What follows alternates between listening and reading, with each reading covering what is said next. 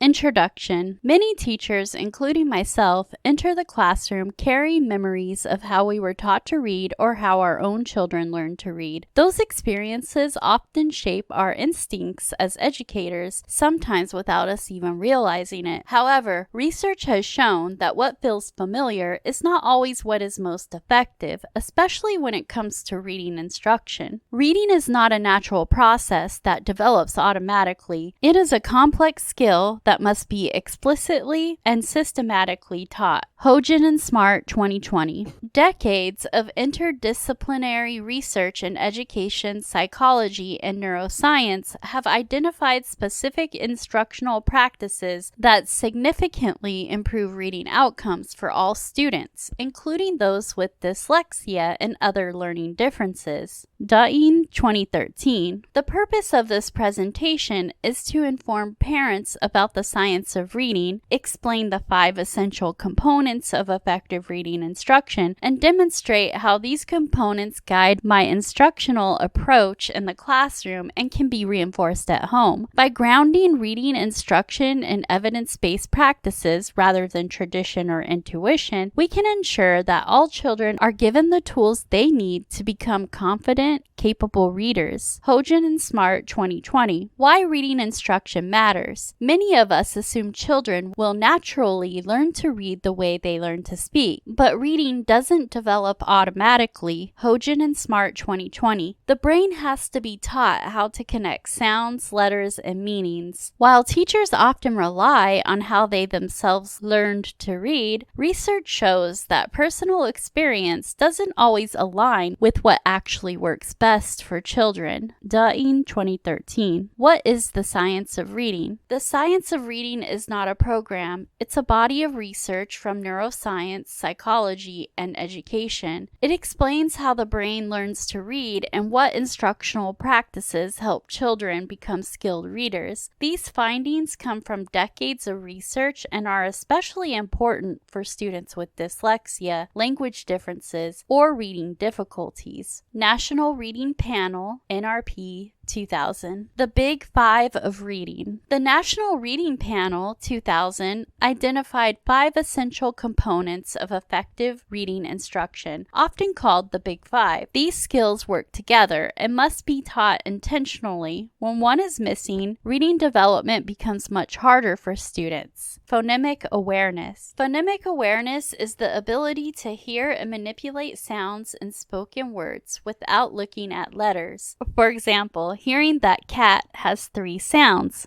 Cat.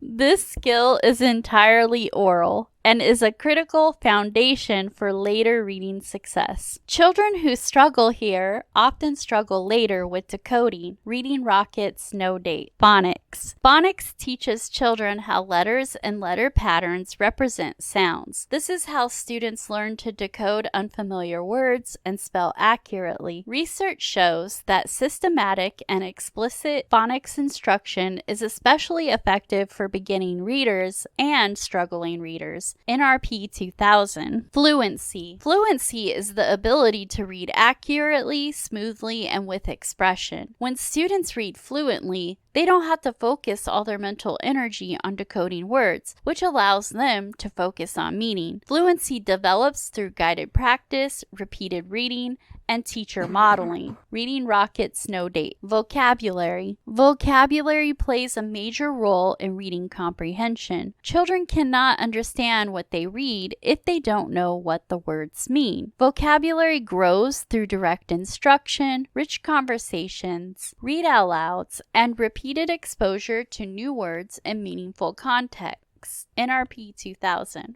Comprehension. Comprehension is the goal of reading, making meaning from text. It requires background knowledge, vocabulary, and active thinking. Students benefit when teachers explicitly teach comprehension strategies such as predicting, questioning, summarizing, and making connections. NRP 2000. Common reading myths. There are many misconceptions about reading instruction. Research shows that guessing words from pictures, memorizing whole words without decoding, or assuming children will pick it up can actually slow reading development. Phonics does not limit creativity. It gives students the tools they need to read independently. Dain, 2013. How I teach reading. In my classroom, reading instruction is intentional and structured. I teach skills explicitly, build them step by step, and adjust instruction based on student progress. The Big Five guide my lessons so that students develop strong foundations and confidence as readers. How parents can help. Parents play a powerful role in reading development. Reading out loud, talking about word meanings, encouraging children to sound out words, and practicing reading together all reinforce what students learn in the classroom. Most importantly,